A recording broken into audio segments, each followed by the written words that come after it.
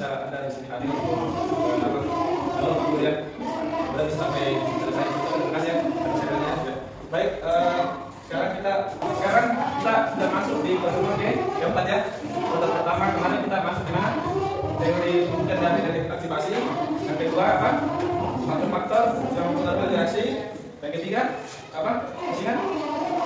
Order reaksi dan pertemuan lanjut.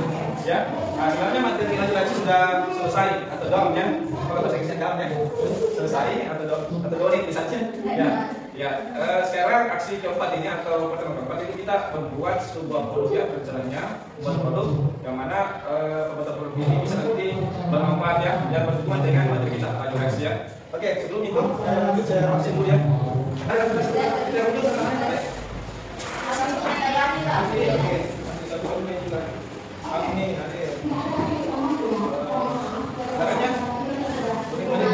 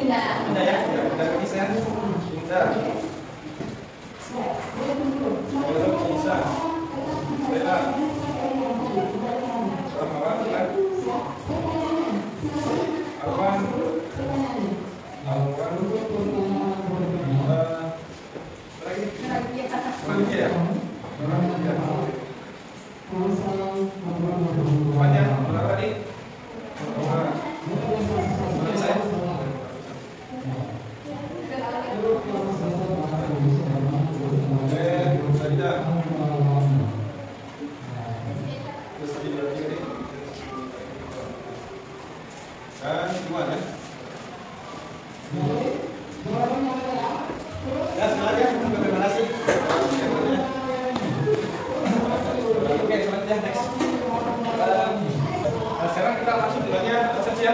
Silakan diperhatikan dulu untuk apa resepsinya ya.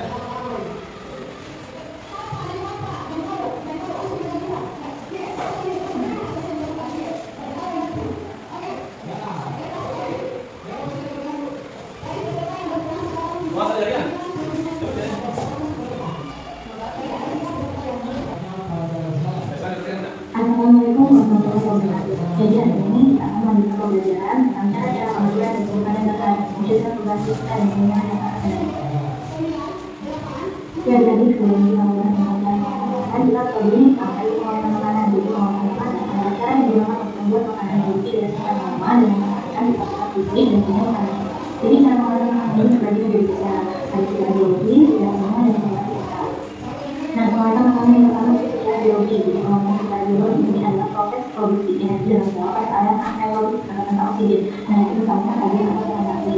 Nah, hal ini dikenal sebagai bahan yang umum digunakan dalam fermentasi bersama etanol dan juga anggur dan semua alkohol lainnya. Cara makanan fermentasi adalah biru. Kemudian makanan itu yang fermentasi mengandung menjadi produk tersebut dan secara secara biru. Dan yang kedua itu menggunakan secara kimia. Nah, secara ini terbagi berupa kimia, pemakaman, pemasingan, dan pemeriksaan. Yang pertama penambahan dengan kimia. Jadi penambahan darurat ini bisa membantu keadaan bahan-bahan dari dalam produk khusus dan membedakan antara tidak.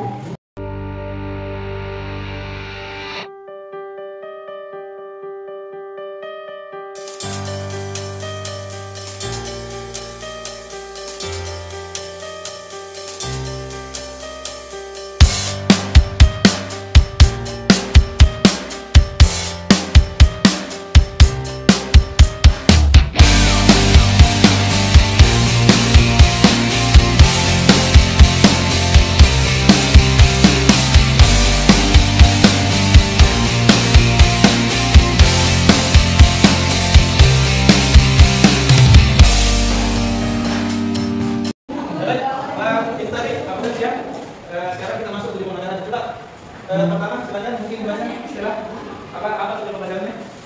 Baca. Pembelajaran yang pertama, Ya. melalui penelusuran informasi dan diskusi kelompok, peserta didik dapat menganalisis penguasaan reaksi berdasarkan teori penggunaan dengan benar. Ya, oke, silakan. Bisa pilihlah. Tujuan pembelajaran kedua, melalui penelusuran dan pengembangan informasi, peserta didik dapat menerapkan cara pengembangan bahan paparan dan juga pengembangan fisika dan kimia dengan benar. Oke, yang ketiga. Melalui pelaksanaan proyek, peserta didik dapat membuat produk berdasarkan pengaturan dan pengembangan bahan makanan untuk menjaga perubahan fisika dan kimia. Oke, yang terakhir mungkin Komati pembelajaran jamnya. Peserta diminta menentukan paket agar mandiri dan memiliki integritas yang baik sesuai tuntutan pendidikan apa 21 berarti keseluruhan proses pembelajaran. Ya, baik ya, terima kasih ya. Perhatiannya membacakan jadi semoga dipahami apa yang perlu kita sekarang ini pada kesempatan ini. Oke, baik. Jadi pada kesempatan ini kita akan pertama itu adalah perencanaan proyek. Jadi maksudnya itu proyek ada sesuatu yang dibuat dalam bentuk proyek ya, di mana kerja itu bisa bermanfaat ya, dan berhubungan dengan materi kita yaitu durasi ya. Kemudian coba kita lihat masuk dulu di orientasi masalah. Sudah diperhatikan. Di sini yang pertama adalah proses apa terus proses. Ya. Jadi kita bagian persepsi kita mengetahui tentang bagaimana pengawet. Sekarang saya mau lagi lebih spesifik ya terkait masalah tentang apa proses pengolahan ikan hingga dikonsumsi masyarakat. Dan maksud sini adalah ikan laut ya. Jadi proses bagaimana yang pertama apa? Ikan tidak ada di sini kalau kalian lain ada ya? Ini yang tinggal lihat di mana dulu sana? Ya, bisa ya. Ya. Biasanya banyak lain di situ ya atau kita biasanya banyak. Oke, pertama itu ikan dimakan oleh nelayan di laut ya. Kemudian setelah itu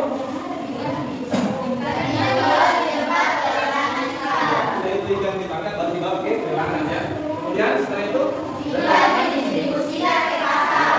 Setelah itu ke pasar. Setelah itu ke pasar ikan dijual kepada konsumen. Ya, jadi ini yang menjadi prosesnya ya. Dari sana panjang ya. Dari ini ikan yang kita makan yang beli di pasar itu pasar yang ada di sekitar di rumah kita itu sudah melalui tahapnya sebenarnya secara umum begini tahapnya. Kecuali kalau ada nelayan langsung di sini ya lagi ya makanya ada tuh sebenarnya ini tentu agak berbeda. Kalau kita makan maka jika mulai dari di sini langsung di sini dimakan atau dan dibandingkan dengan saat di sini dimakan ya pasti sangat berbeda. Apa yang berbeda di situ?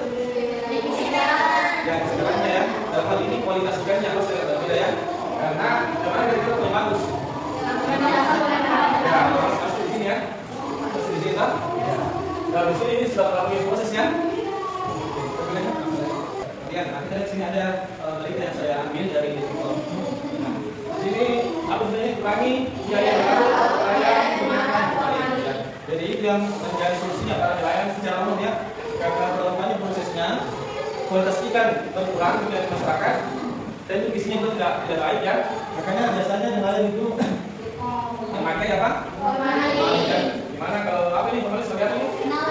Ya, apa yang berbahaya ini ya? Jadi saya perkenalkan, formalis adalah merupakan teknologi yang berbahaya. Ya, dan sekarang tidak bisa dikonsumsi. Nah, silakan nanti dicari ya apa itu bagaimana formalin. Nah, itu juga sekarang yang untuk mengurangi ya, dalam ya. Maka kemudian berikutnya, nah, coba belajar apa dampak penggunaan formalin sini?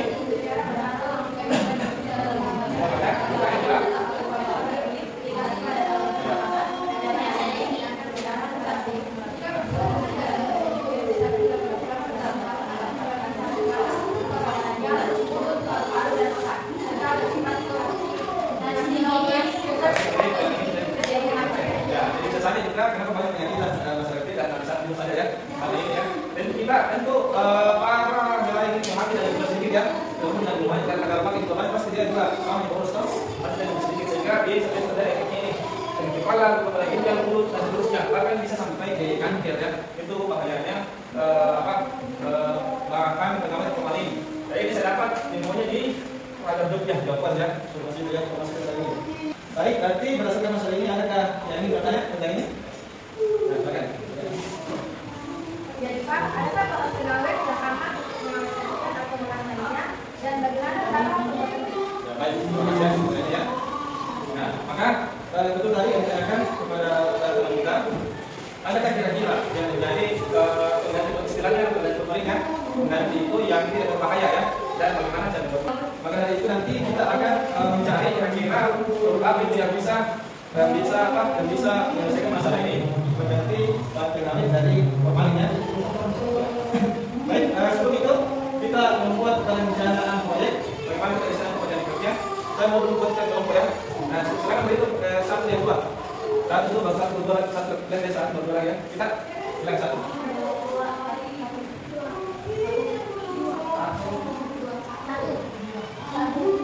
Ya baik. Jadi yang satu sama satu, dua sama dua ya. Oke. Silakan dulu. Satu dan dua. Oke. Ini saya yang empat tiga empat ya. Nanti dia sembari yang empat tiga. Baru yang satunya ini yang empat tiga. Dokumennya. Pak.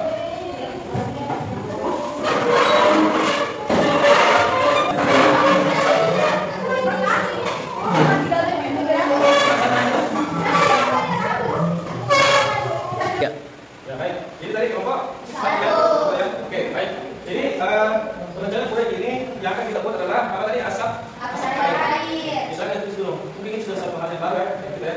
Asap cair. Silakan tulis dulu. Yang akan kita buat adalah asap cair. Nah, nanti silakan di searching ya, searching apa itu asap cair ya. Nah, sekarang nanti saya akan buat pertama itu kita mendesain rencananya. Jadi pertama tentukan produk yang akan dibuat. Coba silakan perhatikan, tentukan produk yang akan dibuat. Apa buat nanti? Asap cair ya. Ya, jadi yang pertama nanti pertama buat asap cair. Oke. Kemudian yang kedua apa? Ya, alat dan batas apa yang digunakan. Bangsa itu silakan saya lisensi lagi apa ketika itu C. Ya, bagaimana proses pembuatan itu asap cair ya, sekarang nanti dicari. Kemudian D. Ya, jadi saya kasih satu domain ya, ada sekali ya, ada satu domain untuk membuat produk ini. Oke. Kemudian ya, jadi yang pertama itu kita merencanakan saja tuh, merencanakan bagaimana apa alatnya, apa bahannya, kemudian berapa waktunya, bagaimana cara kerjanya. Kemudian pertemuan kedua apa? Ya, jadi setelah pertemuan pertama ini kita melakukan pertemuan selain sebelum pertemuan kedua yaitu membuatnya. Jadi kita buat produknya itu sebelum masuk ke pertemuan kedua. Waktunya dulu ya, bahkan kita buat itu nanti ya. Apa ini produknya ya. Nah, nanti pertemuan kedua kita apa? Memperkenalkan ini yang apa yang kita buat dengan ada apa ya? Laporannya ya, jadi buat laporannya ya, masing-masing laporannya. Kemudian sekarang lagi kita nanti proyek dilakukan di ya sekolah ya. Jadi nanti kita sama-sama betul selanjutnya ya dengan sekolah kita membuat produknya. Kayak apa ya? Produknya. Ya silakan disesuaikan dulu. Kemudian silakan perhatikan buat juga begini ya.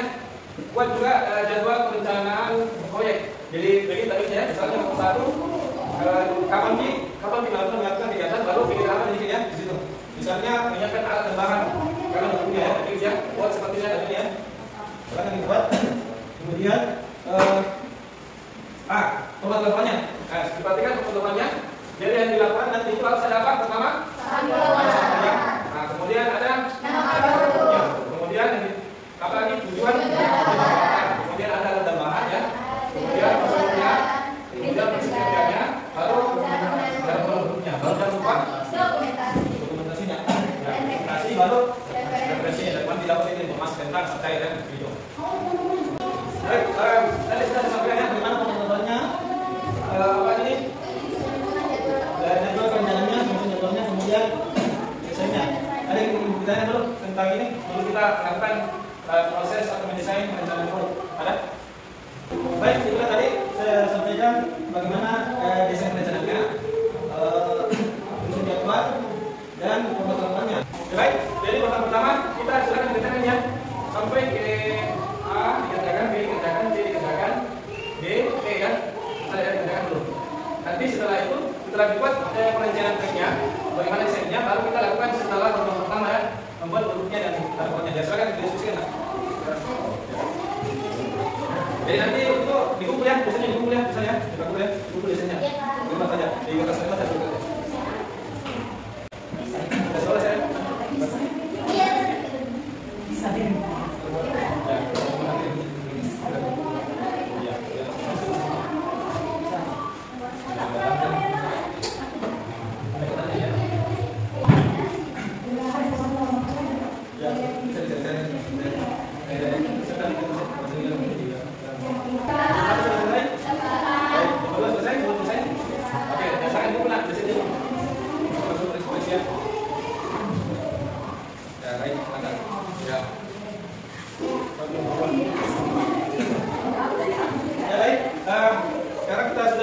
selesainya. Saya mudah-mudahan nanti tidak ada halangan dalam membuat produk ya. Baik, saat akhir ada bisa membuat kesimpulan kelompok pertama ini. Kelompok kedua.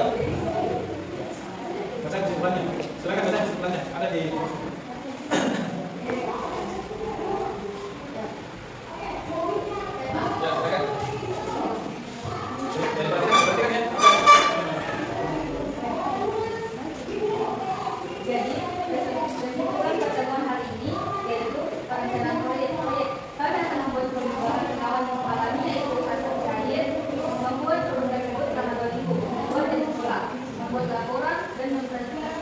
ya, baik, terima kasih.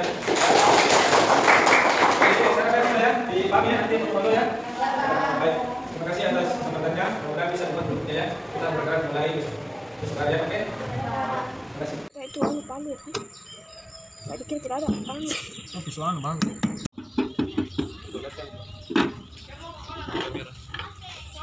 Satu, dua, tiga ya, mulai.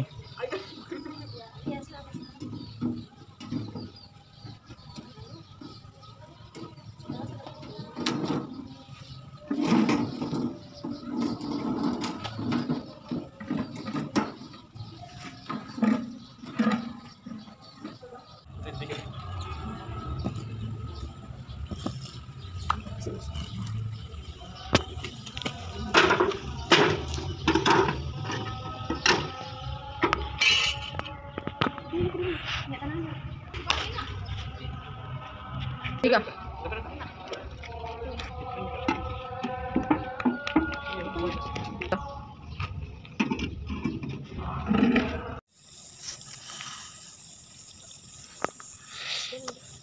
Balik ya. Oke. Sudah. Ganti lagi deh. Awas kipas situ. Sudah nih? Tidak. Kira ini lagi api juga belum. Nanti api ya. Magic Tunggu sampai api. Lama-lama juga itu biasa itu. Ini kan kalau kecil. Jadi ada pas meledai. Lagi. Nah, Nanti lagi ya? Nah, itu kami. Pak, Anda sampai, Pak.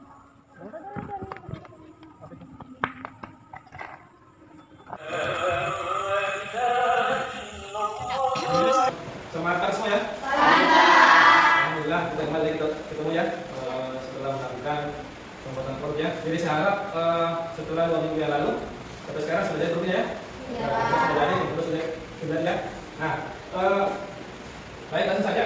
Sekarang kita masuk di tahap bagian presentasi ya. Presentasi. Jadi nanti saya ajak siapa yang akan mempresentasikan tentang bagaimana pembuatan produknya ya. Harus ada laporannya dengan apa?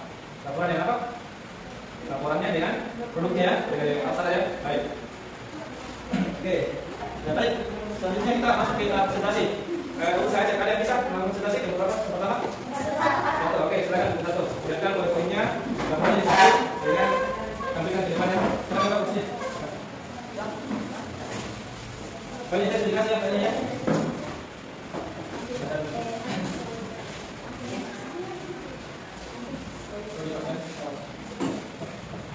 Baik, Assalamualaikum warahmatullahi wabarakatuh. Waalaikumsalam warahmatullahi wabarakatuh. Kami dari kelompok 1 akan mempresentasikan hasil proyek kami. Saya atas nama Raffi Kayani. Saya atas nama Stella Yudhani. Saya atas nama Nurhana.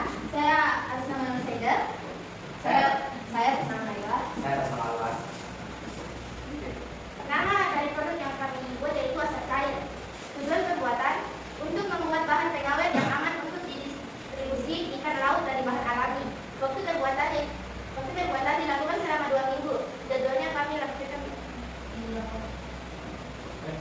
Nah, untuk alatnya yang pertama alat ironisasi 1 set, wadah pengarangan, yang kedua ruang pembakaran, yang ketiga penampung tas ataupun asap cair. Nah, yang kedua destilator dapat dibuat dari stainless steel atau drum besi yang dimodifikasi sebagai gambar di atas. Nah, yang ketiga adalah pipa besi yang dimodifikasi yang dibentuk seperti gambar di atas. Yang keempat adalah alat pemanas dapat berupa blower atau dapat menggunakan sekam atau arang. Nah, yang kelima adalah pipa PVC atau jumlah dan ukuran disesuaikan. Yang keenam adalah pompa air dan yang ketujuh adalah tangki air dan penyangganya.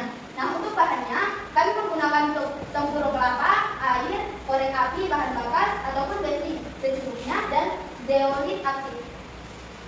Adapun proses pembuatannya terdapat 8 proses pembuatan di mana 6 proses pembuatan untuk menghasilkan grade 3 dan 2 proses pembuatan untuk menghasilkan grade 2. Untuk menghasilkan grade 3, yang pertama dilakukan yaitu sebelum dimasukkan ke reaktor pirolisis, terlebih dahulu batu kelapa itu dibersihkan dari kotoran dan sabut yang tertinggal.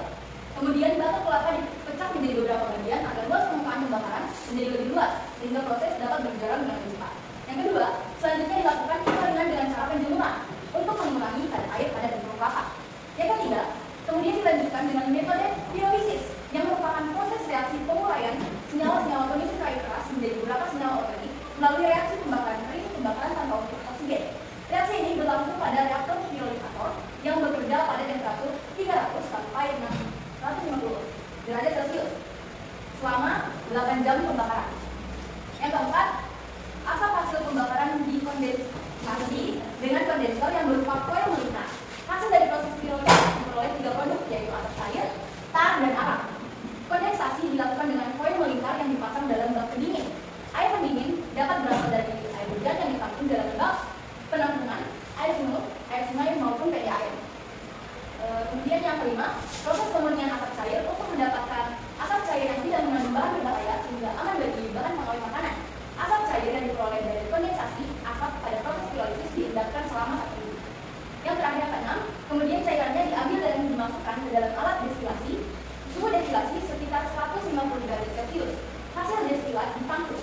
Destilat ini masih belum bisa digunakan sebagai pengawet makanan karena ada lagi proses yang harus dilewati. Berikutnya saya akan menjelaskan tentang cara menghasilkan grade 2. Proses filtrasi destilat dengan zeolit aktif ditujukan untuk mendapatkan zat aktif yang benar-benar aman dari zat berbahaya. Caranya zat destilat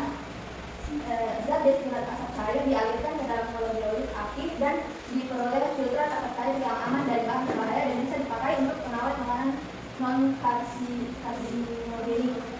Yang kedelapan, proses filtrasi filtrat zeolit aktif dengan karbon aktif. Proses filtrasi filtrat zeolit aktif dengan karbon aktif dimaksudkan untuk mendapatkan filtrat asap cair dengan bau asap yang mungkin tidak menyengat. Caranya, filtrat dari filtrasi zeolit aktif itu dialirkan ke dalam kolom yang berisi karbon aktif sehingga filtrat yang diperoleh berupa asap cair dengan bau asap ringan dan tidak menyengat.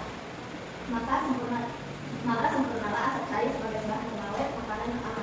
Oke, dulu Mbak, kemudian kemana grade 3 kemana dulu kita bulatnya? Kemana grade 3? Grade 3 ya. Dan grade 2 ada. Oke, sana next. Nah, prinsip kerja dalam pembuatan asap cair ini ada 2, yaitu pirolisasi dan destilasi. Di mana pirolisasi adalah proses pemanasan suatu zat dengan oksigen terbatas sehingga terjadi penguraian komponen pada penyusun air keras. Pada proses pirolisasi, energi pada panas menurun terjadinya oksidasi sehingga molekul karbon yang kompleks terurai sebagian besar menjadi karbon atau arang. Prinsip kerja kedua yaitu destilasi. Prinsip kerja destilasi adalah memisahkan titik didih. Konkretnya, penyulingan dengan cara ini dilakukan dengan merendam bahan yang akan disolid ke dalam air, lalu direbus. Uap air yang keluar akan dialirkan melalui kondensor atau alat pendingin agar menjadi cair atau terkondensasi. Cara penggunaan produk. Yang pertama, campurkan 1 liter air dengan 50 ml asap cair di dalam wadah. Yang kedua, rendam ikan laut dalam wadah tersebut selama 10 menit. Yang ketiga, ikan telah selesai melalui proses pengawetan. Baik, itu tadi informasi kami. Sejauh ini apa ada pertanyaan dari teman-teman? Terima kasih atas penontonnya.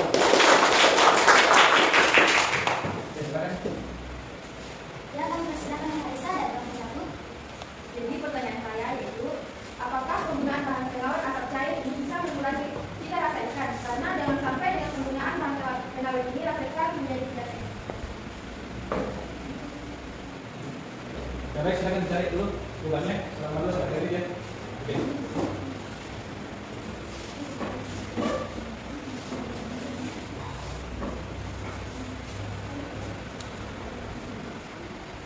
Bisa? Silakan. Oke, baik.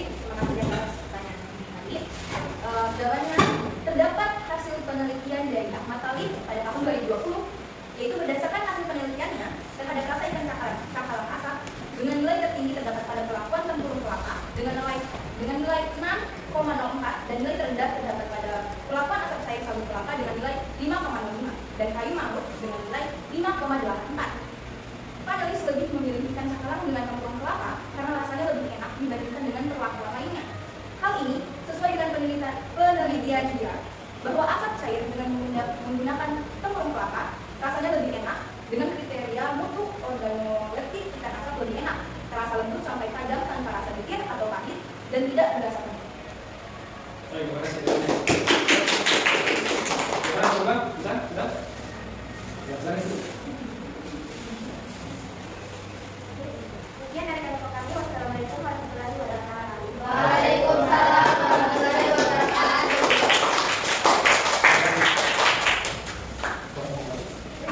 Ya baik, itu tadi ya presentasi kelompok 1 dari grupnya. Sekarang dari grup 2 silakan presentasikan produknya.